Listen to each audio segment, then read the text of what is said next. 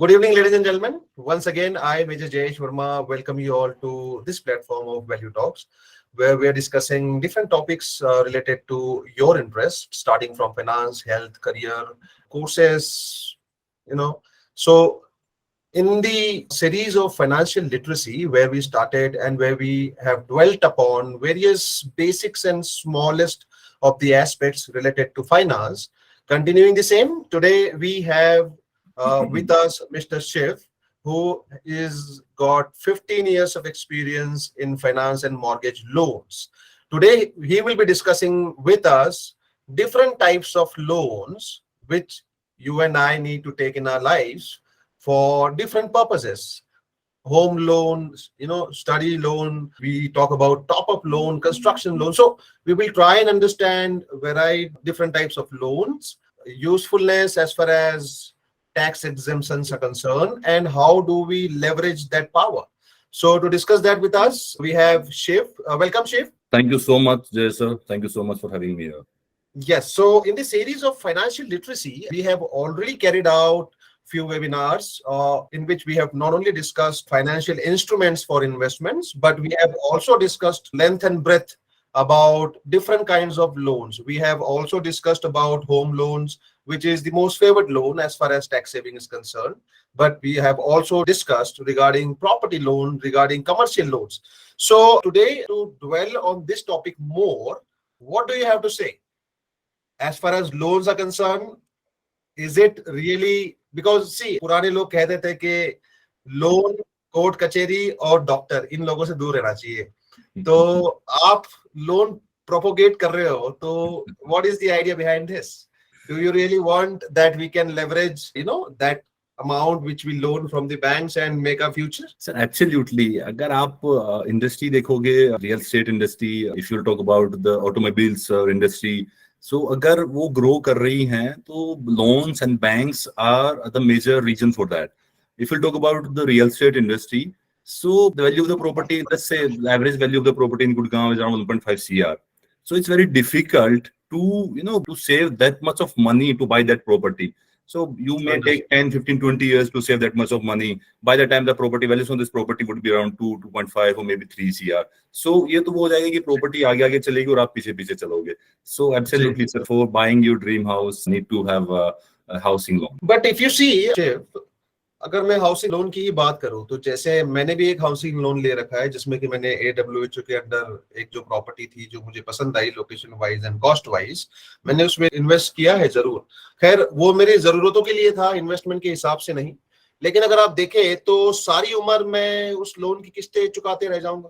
पहली चीज, लोन मैंने 25 लाख का लिया है, but by the time I will finish it and get the no dues from the bank, as for my calculation, I would end up paying 60 to 70 lakhs. So major chunk of our salaries as a salaried employees goes towards loan. You are bounded by that you can say limitations that you cannot spend your hard-earned money onto your own leisure, but you are bounded by that. So कल के भविष्य के लिए आज पेट काट के जीना बड़ा ही ना सब्जेक्टिव सा सवाल है आपका. सी देखिए क्या है कि घर जो आपने लिया है वो पहली बात तो एक तो आपकी ही रिक्वायरमेंट है, ठीक है. Obviously laser is a different story altogether, but सबसे पहले रहने के लिए सर घर भी एक जरूरत. आई थिंक 3 जो बेसिक रिक्वायरमेंट होती है किसी भी इंसान की, घर उनमें से एक है. तो आपने वो खरीदा है, ठीक है. तो ऑब्वियसली जो आपने खरीदा है तो उसके लिए यू हैव टू पे फॉर इट.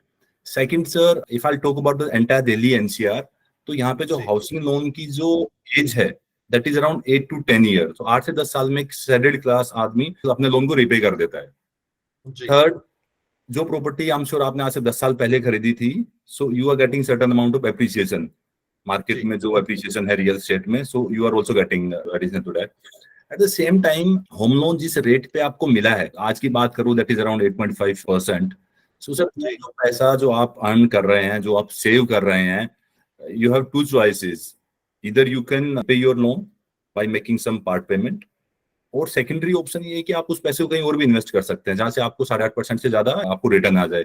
तो मे बी आपने वो पैसा कहीं ना कहीं लगाया होगा, म्यूचुअल फंड्स भी आपके चल रहे होंगे, आपने कोई एडिशनल प्रॉपर्टी भी बाई की होगी, आपकी FD भी होगी, या कुछ अल्टरनेटिव आपके इन्वेस्टमेंट ऑप्शंस रहे होंगे जो पैसा आपने वहां पे सेव किया है. सो आपने जी ऑब्वियसली 10 साल 15 साल आप ईएमआई तो रिपे कर रहे हो, but at the same time एक कॉर्पस आप और भी क्रिएट कर रहे हो जो शायद आप नहीं कर पाते अगर आप उस लोन को 5 साल या 3 साल में रिपे कर देते। सो ये डिपेंड करता है कि आप किस तरीके से अपना टारगेट लेके उस हाउसिंग लोन को खत्म कर रहे हैं।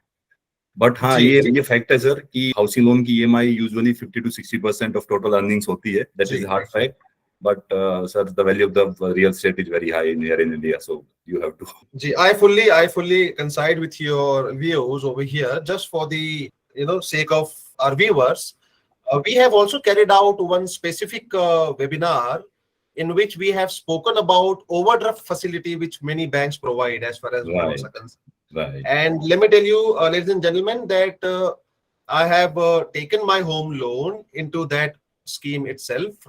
I'm not certainly not selling SBI, as a product over here, but I'm just sharing my experience that as a 4G, you keep getting some arrears, you keep getting some money. So I have parked all that money in my overdraft account for ages now. And if I can say, last 3 to 5 years, I have not paid any interest as far as my loans are concerned. So yes, and secondly, the property which I bought, it was, I bought it at the cost of 35 lakhs, but now the cost is double. So the flats are already getting sold in my society at the rate of 65, 70. And I am now thinking that even if I sell my flat and, give the bank the amount back and take out whatever share I had actually placed in it, I'm still at least half, 50% with profit. So yes, that is a viable decision taken by me. Now coming back to the topic over here. So today we were discussing, Tiff, that there are different kinds of loan. We call it home loan, we call it plot loans, we call it top-up loans. So what are the basic differences as far as terms and conditions of this loan? See, generally people are aware about home loans because everybody aspired to have their dream house. And at one point or the other, at their time in life, they do opt for it and they do go for it. So most of the people are well aware about it. But what about plot loans? What about the top-up loans? Home loans, we know that it is deductible, as far as ITR is concerned, you get refund and all.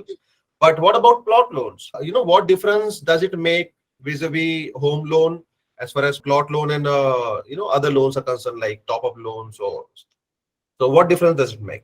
Sir basically क्या है कि जो भी products है like plot loan, that is also called land loan, top up loan, construction loan, renovation loan, all are kind of subcategory of home loan. Okay, so home loan nutshell में समझते बड़ा basic सा home loan, मतलब घर खरीदने के लिए जो लोन लिया, that is home loan sir, as simple as that. जी ठीक है, बट अब घर कई तरीके से खरीद सकते हैं हम। एक घर वो होता है कोई घर बना हुआ है जी जिसमें हम आज खरीदें कल ही उसमें मूव इन कर सकते हैं, एक वो घर होता है। एक घर वो है जो हम किसी बिल्डर से खरीद रहे हैं, अभी भी still under construction, Under 2 to 3 years to get it complete, जब हम उसमें मूव इन कर पाएंगे। वो भी एक घर है, जी वो भी हाउसिंग लोन होता है। एक ही होता है कि हमने प्लॉट खरीदा, सिर्फ प्लॉट खरीद के हम रुक गए, एक वो जी प्लॉट लोन होता है। एक हो गया कि हमने प्लॉट खरीदा, उसके साथ ही हमने उसमें कंस्ट्रक्शन स्टार्ट की, खुद ही अपना घर बनाया और फिर हम उसमें मूव इन किए, एक वो घर होता है। एक मेरा ऑलरेडी घर है, पुराना घर है, मुझे उसको जस्ट रेनोवेट करना है, अभी वो रहने की कंडीशन में नहीं है, थोड़ा सा कुछ जी पैसा लगा के उसको रेनोवेशन कराना है और वो फिर रहने लायक हो जाएगा, वो रेनोवेशन लोन हो गया। सो सब category wise there is multiple types of loan. अब मैं अगर एक बात करूं कि किस लोन में क्या बेनिफिट्स हैं, क्या रेट्स बैंक ऑफर करते हैं, क्या टैक्स रिबेट्स अवेलेबल हैं। सो जी let's talk about the housing loan, जो कि हम एक बनी हुई प्रॉपर्टी के लिए लेते हैं, जो ready to move in property जिनको हम बोलते हैं। सो वो जी उन प्रॉपर्टी के लिए जो लोन होता है दैट इज हाउसिंग लोन। सब रिबेट्स उसमें मिलती है अंडर सेक्शन 80C 24B। ठीक है, loan tenure can be as long as 30 years depending upon your age. ठीक है जी सर, और डे वन से ही आपको उसमें सारी टैक्स रिबेट एप्लीकेबल होती है आपके लिए। वो एक सिंपल सा हाउसिंग लोन हो गया है। जी व्यूवर्स की जानकारी के लिए और थोड़ा सा उनके, क्योंकि अभी रिसेंटली बजट भी आया और थोड़े बहुत चेंजेस भी हुए हैं बजट में, तो अगर आप हमें अपडेटेड इन्फॉर्मेशन भी साथ ही साथ देते रहे, जैसे हाउसिंग लोन में फिलहाल लगभग ये रेट चल रहा है, अगर आप उसको ट्रांसफर करवाते हो या पोर्ट करवाते हो लोन को, तो उसमें क्या सुविधा है, तो अगर साथ ही साथ अगर कुछ आप नंबर दे पाए तो ग्रेट सर। सो अभी 8 फेब को रिसेंटली रेपो रेट चेंज हुआ है। Repo is now 6.5%, that is hike by 25 basis point। Earlier it was 6.25%। So current repo is 6.5। Usually banks are offering around 8.5 to 8.6, but ज्यादातर bank का sir, since it's financial year closing, March का महीना चल रहा है, तो every bank want to acquire maximum business, तो उन्होंने क्या किया है कि अपने मार्जिन को थोड़ा सा स्लाइस करके और दे आर ऑफरिंग 8.5 to 8.6।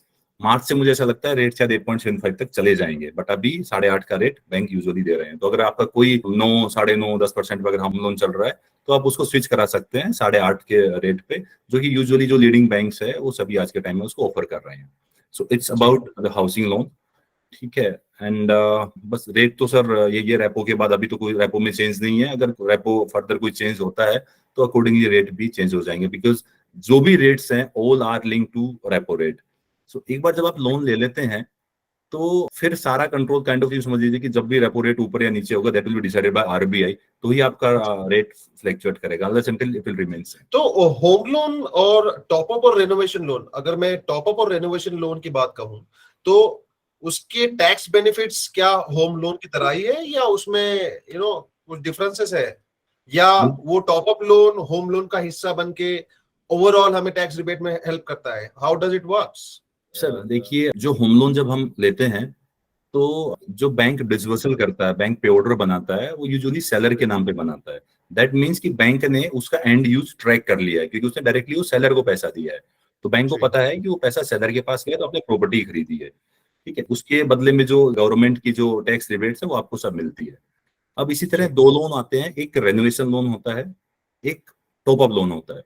तो रेनोवेशन लोन में भी बैंक क्या करता है कि आप एक एस्टिमेट फर्निश करते हो बैंक को, जैसे कि आपको 20 लाख रुपए की जरूरत है just to renovate your house. So आपको एक आर्किटेक्ट का एक एस्टिमेट देना होता है बैंक को। बैंक की एक टेक्निकल टीम होती है जो उसको वेरीफाई करती है, उनको लगता है कि हाँ ठीक है 20 लाख का ही काम है। फिर वो 2-3 बार जाके वहां पे वेरीफाई करते हैं कि आपका काम चल रहा है नहीं चल रहा है, और ट्रांचेज में आपको पैसा देते हैं। उनका भी रीजन यही है, they also want to track down the end use, कि वो जो पैसा लेके आप उसमें रेनोवेशन में लगा रहे हैं, कहीं और तो खर्च नहीं कर रहे हैं। क्योंकि रेनोवेशन लोन में भी सर सारी टैक्स रिबेट्स आपको मिलती है। आपको एटीसी 24B में टोटल 3.5 लाख की रिबेट्स है जो आपको मिलती है। एटीसी में 1.5 लाख रुपए की मिलती है, 24B में आपको 2 लाख रुपए की रिबेट मिलती है जी, ठीक है। तो वो भी आपको टुकड़ों में मिलता है। Renovation loan is as good as a home loan, वो भी होम लोन की कैटेगरी में ही काउंट होता है। जो होम लोन की जो भी रिबेट्स हैं, जो रेट्स हैं, वो सब कुछ आपको रेनोवेशन में मिलता है। अब बात करते हैं टॉप अप लोन की। जी, टॉप अप में सर, वो टॉप अप में भी कुछ बैंक क्या करते हैं, टॉप अप लोन रेनोवेशन के नाम पे ही वन गो में दे देते हैं छोटा अमाउंट। तो जो हाउसिंग पर्पज के लिए टॉप अप मिलता है उसमें आपको रिबेट्स मिलती है, बट कई बार क्या होता है कि आप टॉप अप आपको रेनोवेशन कराने के लिए नहीं लेना है, आपको उसमें फर्दर कंस्ट्रक्शन नहीं करानी, आपको टॉप अप चाहिए। आपकी प्रॉपर्टी की वैल्यू फॉर एग्जांपल 1 करोड़ रुपए, आपका 20 लाख का होम लोन चल रहा है, बट आपको ऑल ऑफ सडन 20 लाख की जरूरत है फॉर योर पर्सनल यूजेज। अगर आप पर्सनल लोन लेने जाओगे 20 लाख का, तो उसका रेट महंगा होगा, उसका टेन्योर कम होगा। तो यूजुअली क्या करते हैं बोरोवर्स, अपनी उसी प्रॉपर्टी के अगेंस्ट में एक टॉप अप लोन ले लेते हैं, ठीक है। उस पैसे को आप कहीं भी यूटिलाइज कर सकते हैं for your personal uses, may be into your child education, marriage, your business, anywhere you want to spend that money. So it's a kind of personal loan. It's a kind of personal loan at the rate of home loan. Right, as good as a personal loan. But ये better इसलिए क्योंकि इसका rate जो है personal loan के comparison में काफी cheaper होता है। उसका लोन जो रिपेमेंट टेन्योर है वो पर्सनल लोन के कंपैरिजन में बड़ा होता है, जिससे कि आपकी ईएमआई उतनी बर्डन नहीं आता। आपका 20 लाख के लोन अगर जो भी आपने लोन लिया है तो ईएमआई का बर्डन नहीं होता है। बट इसमें आपको किसी भी तरह के टैक्स रिबेट्स नहीं मिलते क्योंकि आपने पर्सनल लोन लिया है। Just to clarify this to viewers, top up loan में आपको होम लोन के जो रिबेट्स है वो नहीं मिलेंगे, बट रिनोवेशन लोन में वो आपको जरूर मिलेंगे। अब बात करते हैं लैंड लोन की और कंस्ट्रक्शन लोन की। तो लैंड लोन में क्या होम लोन की तरह रिबेट्स मिलती है? अगर मिलती है तो कितनी अमाउंट पे और किस तरह से? और same with construction loan. Land loan जब भी आप लेते हैं तो 2 तरीके से लिया जा सकता है। एक होता है सिर्फ मैंने लैंड ही परचेज किया है, I just want to buy the land only, मुझे बनाना नहीं है।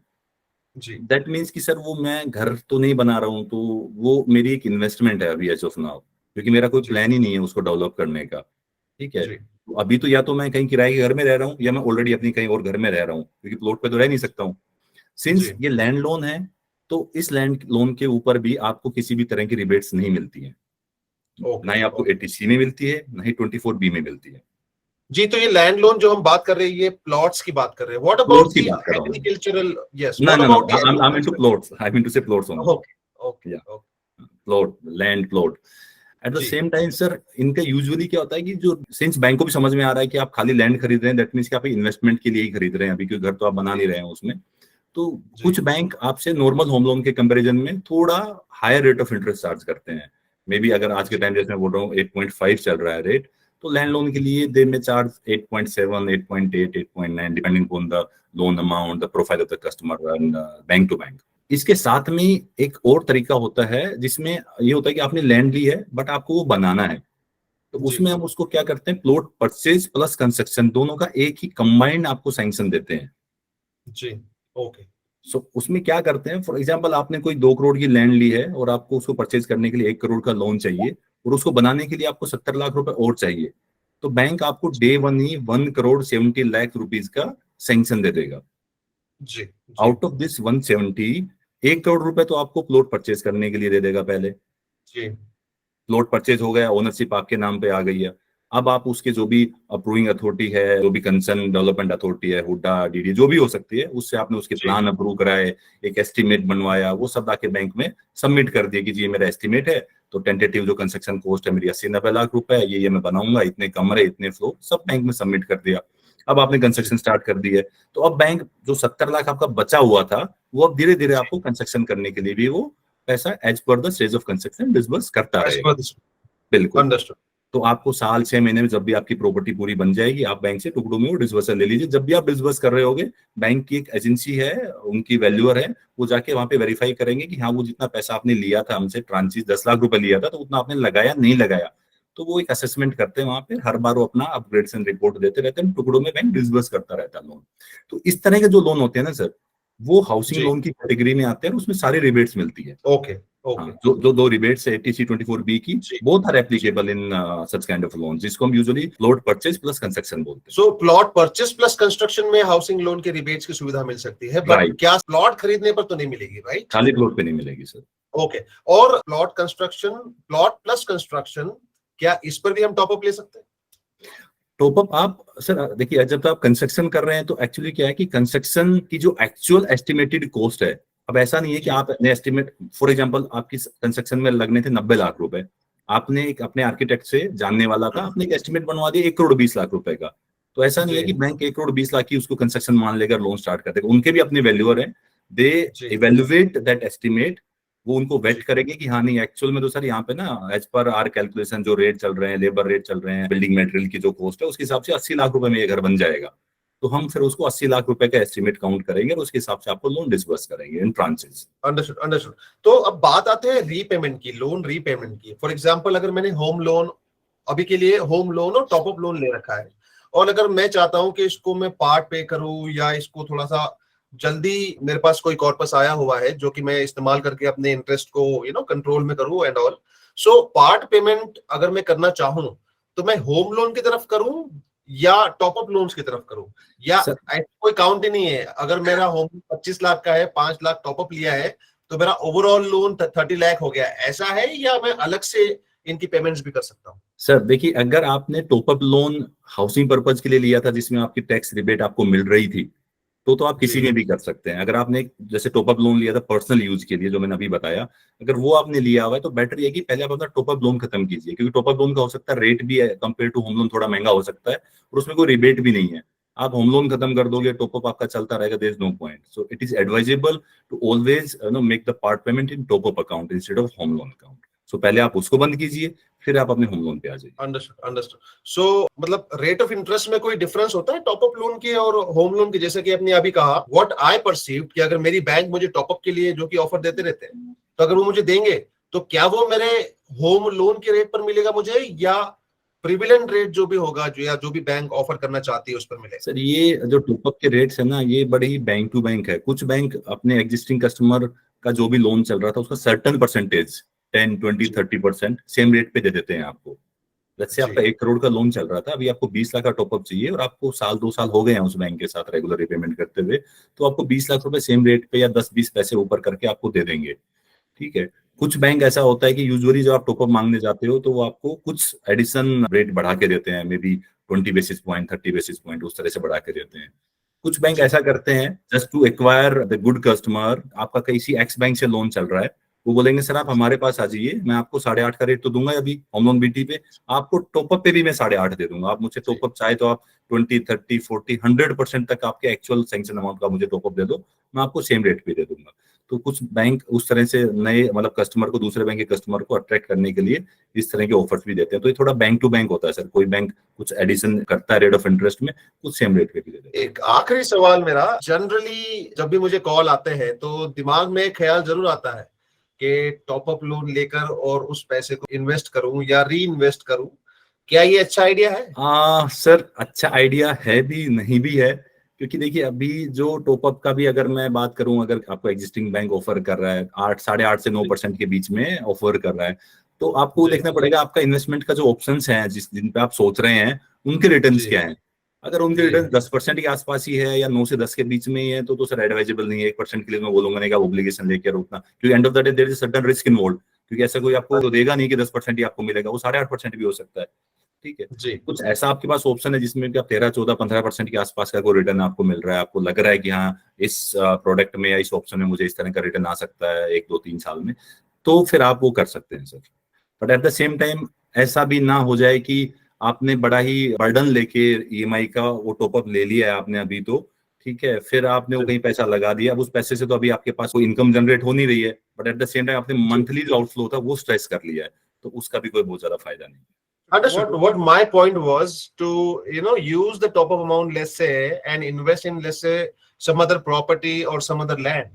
So if I go for long term, investment, and I just add on to the burden of my home loan. For example, if I have 25 lakhs of a home loan, which has got reduced to now 15 to 17 lakhs, where I have the capacity to, pay the loan amount or interest up to the, extent of 40 to 50 lakhs.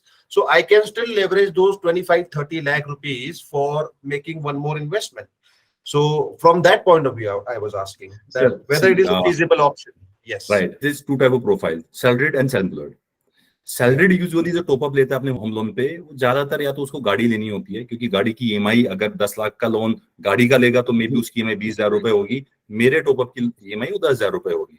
तो salaried usually गाड़ी के लिए होता है, या उनकी child education के लिए चाहिए होता है, या कभी कभार कुछ कोई फैमिली मैरिज या कुछ इस तरह का है तो ही लेता है। सैलरीड टॉपअप लोन लेके इन्वेस्ट करने के लिए सर यूजुअली लेता नहीं है, टू बी वेरी फ्रैंक। ठीक है, तो दूसरी प्रोफाइल है दैट इज सेल्फ एम्प्लॉयड, वो सर बिजनेसमैन है, तो उनको तो पैसे की जरूरत होती है बिजनेस में पैसा लगाने के लिए, वो भी इन्वेस्ट, ऐसा नहीं है उनको कहीं पे इन्वेस्ट करना है, they just want to infuse that money into their business, so they just leverage the value of the property, कि कोई प्रॉपर्टी की वैल्यू काफी अच्छी है, उसके अगेंस्ट उनका होम लोन कम चल रहा है, तो उसके अगेंस्ट में हम उनको वर्किंग कैपिटल ले लेते हैं या टॉपअप लोन ले लेते हैं, या लोन अगेंस्ट प्रॉपर्टी ले लिया उन्होंने और उस पैसे को कहीं बिजनेस में इन्वेस्ट कर दिया। इस तरह के एग्जांपल की कोई कहीं से पैसा लेके कहीं म्यूचुअल फंड में लगा रहा है या फिर मे बी कहीं शेयर मार्केट में लगा रहा है, बड़े ही कम लोग होते हैं, जिनमें बड़ी एक्सपर्टीज होती है, जो लगता है जिनको हाँ ठीक है वहां से कर लेंगे, बट एक जनरल सैलरी क्लास इतना करता नहीं है टॉपअप लेके। जी, understood. Well, thank you Shiv.